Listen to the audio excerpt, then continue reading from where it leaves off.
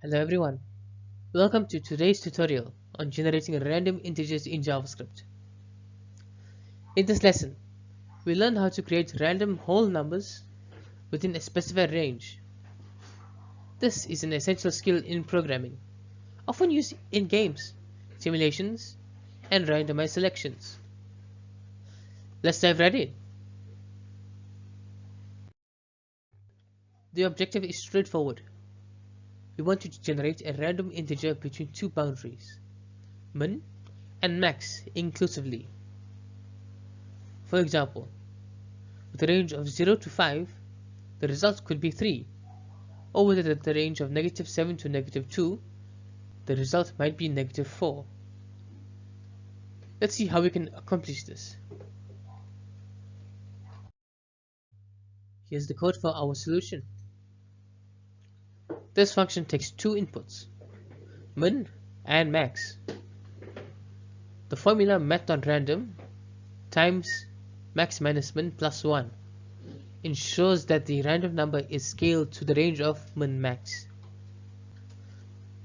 Adding min shifts to the range to start the desired min value.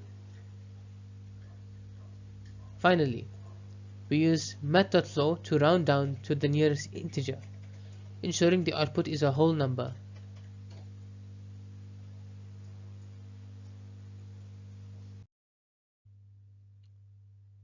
The process involves 4 simple steps. First, we start by generating a random decimal between 0 and 1. We then scale it to fit the range by multiplying it with max minus min plus 1. We then add min to adjust the range to start at the minimum value. Finally, we convert the result into an integer using Math.floor.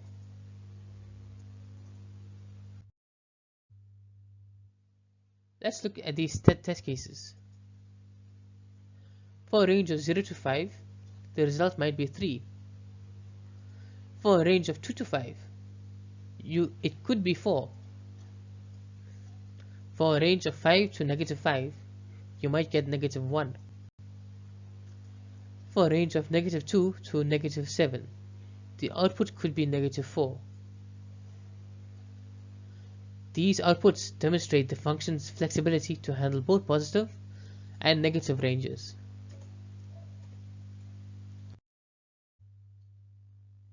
This function is incredibly versatile. It can be used to randomize game mechanics, simulate real-world scenarios, assign tasks or teams, or even generate unique IDs or codes within a range.